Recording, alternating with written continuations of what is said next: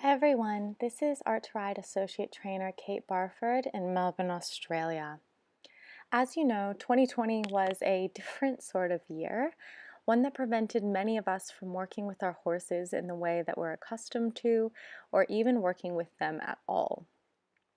The hidden benefit in this is the opportunity for reflection, personal development, growth, and ultimately change. For the past few years, I have kept a journal that I write in only after an exceptionally good training session with my horse. The intention was to write down what I did to make that session successful. But what I discovered was that it was never what I did that made a difference. A good session always ultimately came down to one thing. I was present and relaxed on that day. You may have had the experience of taking your horse to a clinic and feeling that you are doing everything the trainer is saying, yet you are not getting the results that you're looking for. Then the trainer takes your horse and does seemingly the same thing, but all of a sudden your horse goes beautifully. Why is that? It is because the trainer is present and relaxed. This is the secret underneath great trainers, and something that they often possess so naturally that they do not think to teach it to their students. I have not ridden my horse in 6 months and have only worked on relaxing with him. However, I have dedicated more time than ever to my own body awareness and relaxation. There are many ways in which you can gain presence and relaxation. The most common examples are meditation and yoga.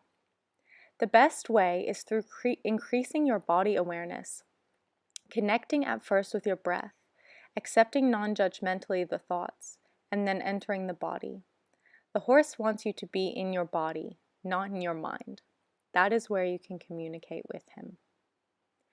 Just as your only expectation of yourself should be to relax and all else will come, the only expectation you need to have of your horse is that they simply relax and all else will come. A relaxed horse will naturally stretch downward and forwards and will be open through the body. What prevents horses from stretching consistently is tension. You can use all the biomechanical tricks you like, but if your horse is not relaxed, you will be fighting an uphill battle.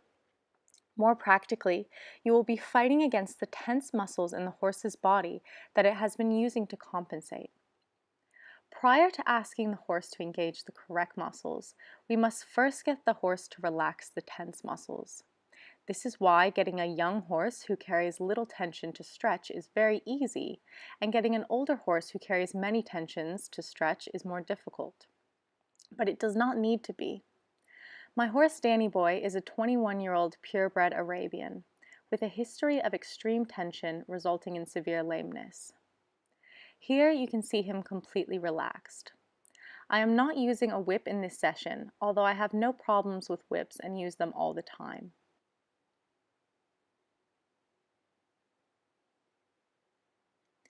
What I wish to demonstrate here is how little it actually takes to do anything when your horse is relaxed.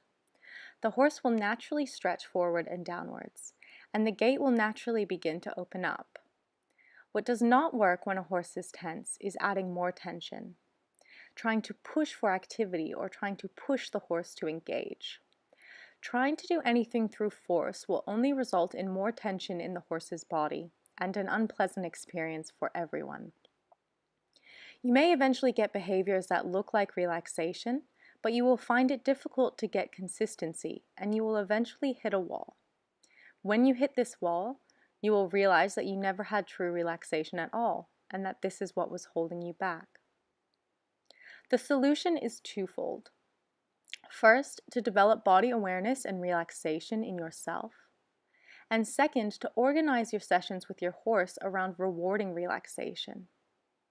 This means walking with your horse until they show the first sign of relaxation and then rewarding this. There are many ways that you can reward your horse's relaxation. You can stop and give them time. You can stop and change directions. You can provide them with a treat. You can end the session altogether. Then you will see that the next time that you bring them back to the arena, you have a more relaxed starting point and can look for the next improvement, which will be deeper relaxation. Lowering of the head is one sign of relaxation. The horse does not need to lower the head all the way. Just a little positive change in the right direction is enough and should be rewarded. Great trainers notice all of these little changes and reward them, and these little changes cascade into big ones. Another sign of relaxation is the opening of the gait, the legs stepping deeper under the body. This shows that the horse has released tensions that were making them stiff and preventing them from working in their full range of motion. This should also be rewarded. There are other signs of relaxation you will also learn, like blowing and breathing out, which you will see will always improve the horse's gait. Once your horse is relaxed and stretching, then you will find the horse is very supple and easy to move laterally, which will only further improve the gaits, and we can begin to develop the top line muscles even further. This will be easy as you will not be fighting against the tense muscles in order to engage the necessary ones.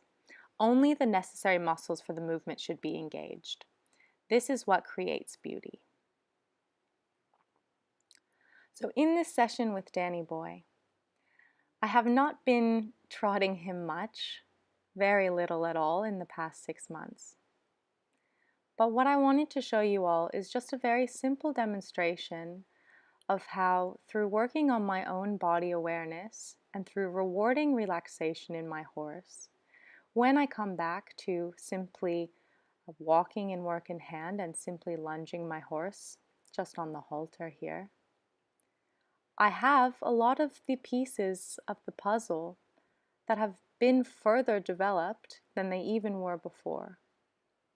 And then my horse has probably lost a bit of top line muscle and may not be able to hold the trot for as long as he could before.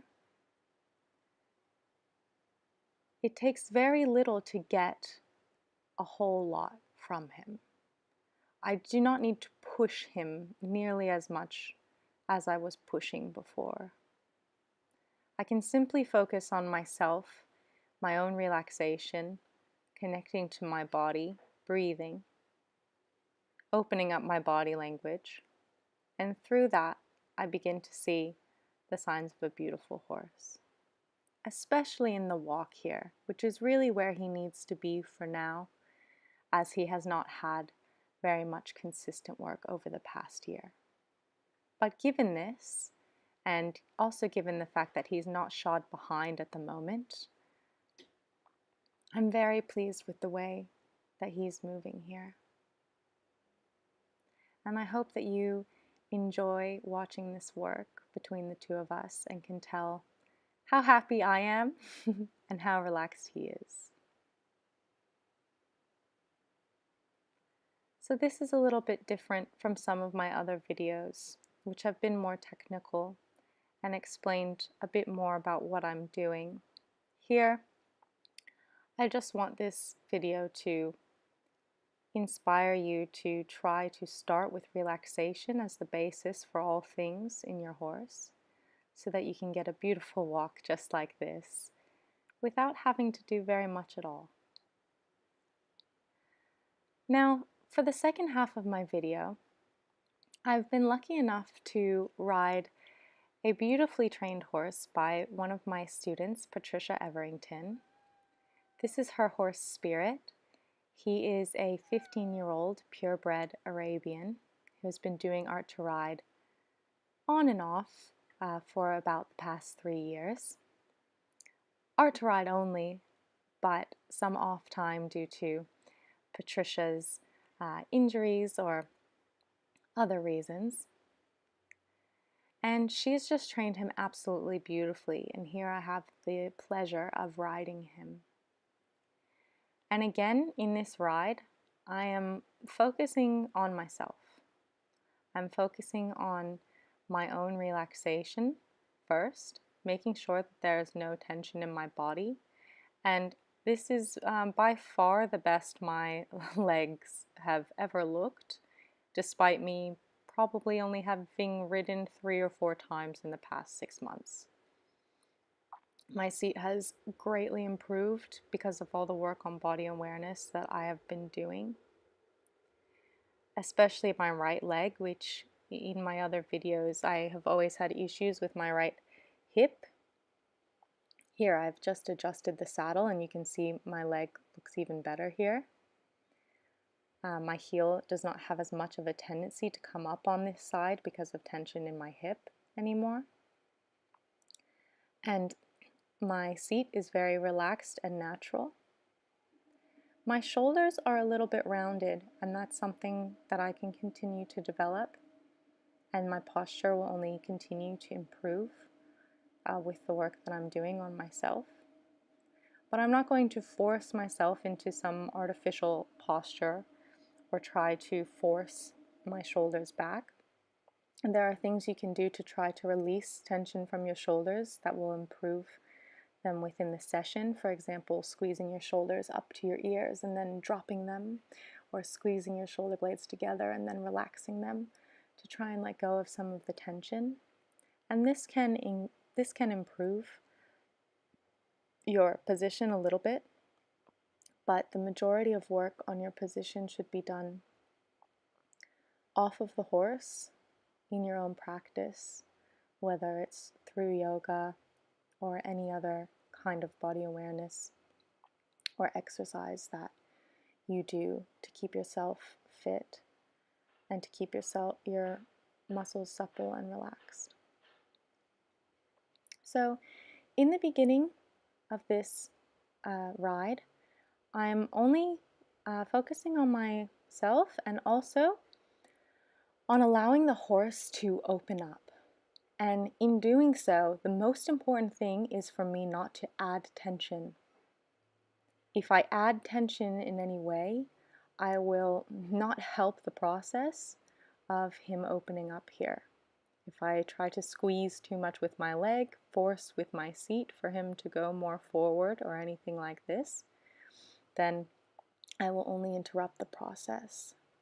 As he started to open up a little bit, I begin to introduce a little bit of lateral work to help him open up just that little bit more, to see if we can begin to engage the proper muscles now that he has relaxed to a sufficient degree. And this will even promote a further and deeper stretch from him. The contact on this horse, you'll see, I always try to keep the slack out of the reins and have a weight of the rein contact with the horse. If anything, my contact is looser than you might expect, but for this horse, any feeling of restriction will cause him to slow down or come behind the vertical, and so it's very important to keep the lightest weight of the rein contact. And for this horse, it is better to have too little than too much contact. And so as he opens up more, then I begin to think more about the contact and take more contact. But like I said, there's no point in focusing on the finesse of the contact if the horse has not sufficiently opened up, if you're only going to be adding tension. The finesse of the contact is the cherry on top, which will get us that little bit further, which will even potentially relax the mouth and the jaw further if your hand is relaxed. Here we can see the horse start to move beautifully. And how harmonious this process was. How little had to be done to get to this point. How little force had to be used to get here. We can see he's tracking up beautifully behind. This horse is perfectly capable of working gaits as well. He can remain over his back without having his nose to the ground. He works best when his nose is just below the knee still, but not all the way hanging to the ground. Forward and downwards, he can carry his neck a little bit higher. You can see how beautifully developed his top line muscles in his neck are when he works correctly here. I've just asked him to turn, and because of the poles it's a little bit of a tighter turn than I would usually do. We've lost some of our connection here, but that's okay, we'll find it again.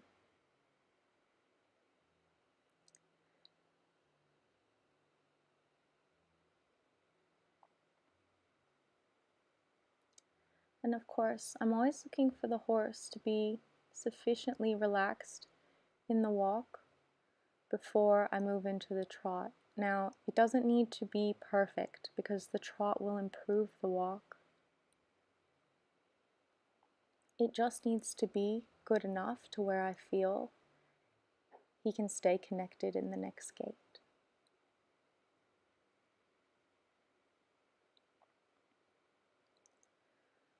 So again, the process is to relax yourself, allow the horse to open up underneath you, make sure that they're ahead of the leg, so to speak. Similar to how on the lunge line we wait for the horse to come out in front of us, we wait for the horse to come past us with the eye, so that they've released their energy forward, that feeling of releasing their energy forward. Then begin to introduce the lateral work to just improve that little bit further, like here, this little bit of a shoulder four. Look how beautifully and easily he comes into that.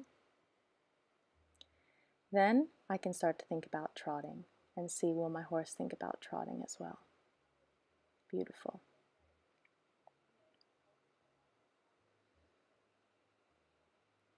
And again, that transition was not too bad. But of course, as he becomes more consistent in the trot and in the walk, the transition will magically improve itself. We don't need to worry too much about the transitions. We worry about getting quality in each of the gaits. So, this is mostly me finding my balance here in the trot. Again, not having had too many rides this year. Just this first bit of trot takes me some time to find my balance, and here you can see my seat improves, and look at how beautifully the horse now goes. The circle can help with this as well, because it's difficult to find your balance when the horse is unbalanced, and the circle will help to balance him up a little bit as the circle naturally promotes the inside leg to step under the body. And just look how beautifully he's moving here. Again, this horse is well enough developed that he moves best with the nose at the knee or just a little bit below still, but he doesn't need to be all the way nose to the ground to be over his back, like some horses in the more beginning stages need.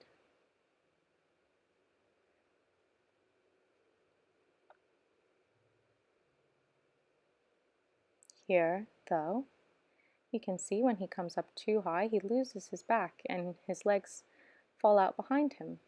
So it's very easy to see the difference in this horse when he's moving correctly, how beautiful he looks, versus when I get in his way, or I think I'm asking for a bit of lateral in the trot, and this he braces against this a little bit.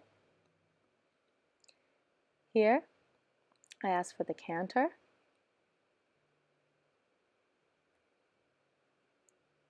And this felt quite nice.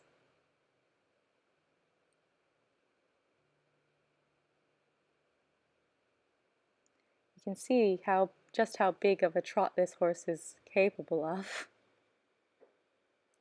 when we ask for the extended trot.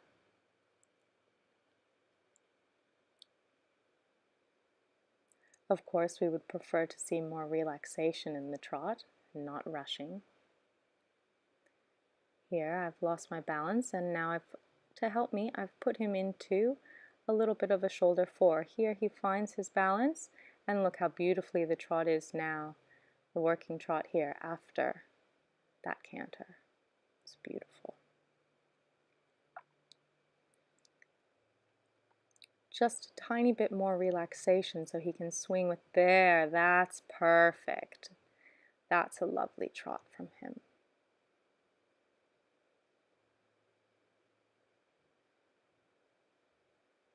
So sometimes we can be convinced that the biggest trot is the best, but it's not the biggest trot. We want the trot to be slow but cover more ground with each step. It's about how much ground each step covers. It's not about the speed. Okay, so here we pick up a counter canter. I simply asked for canter, and this was the lead he picked up. And he has the option at any time to change leads or drop back to the trot and change. But of course, eventually we'd like for him to be able to counter canter, and he holds it quite nicely on that circle. So don't want to punish him for this, which we will want later on. You see, I brought him back to the other direction now so that he can more comfortably engage in this canter. And then eventually I'll bring him back to a trot and ask again on the other side. So we don't want to be too quick to correct our horses if they are moving in a beautiful canter like he was, despite it being on the wrong lead. There was a lot to like about that. Now he's on the correct lead here, and we can work in this. And I'm very happy with the way I'm sitting to the canter, having not ridden very much. But of course, there's room for improvement for him to stretch a little bit more in the canter. We saw glimpses of that, but it's not as consistent as the other gaits, and this just means he's certainly ready to work the canter. He's certainly prepared. This trot is absolutely beautiful. But he's certainly prepared to begin the canter work. It just needs some more time to look as wonderful as this trot here does. Okay. And always, always end with a lovely walk, and see how has your walk now changed after all the work that you've done. Do you have more impulsion now? Are you more consistent now in your walk? Is the lateral work now easier for you now that your horse is over their back more? Again, it's a testament to Patricia to see how beautifully developed this horse's top line muscles in the neck are. Now I work more on the finesse of the contact. See, now the contact is more steady. It's not as loose. It doesn't have as many gaps because the horse is taking up the contact. The horse is coming forward into the contact. I'm not forcing the horse onto the contact. I've opened up the horse over the back, and now the horse stretches into the contact. Now we have beautiful weight of the rein contact. Once again, this has been Kate Barford in Melbourne, Australia, Art2Ride Associate Trainer. Thank you so much for watching.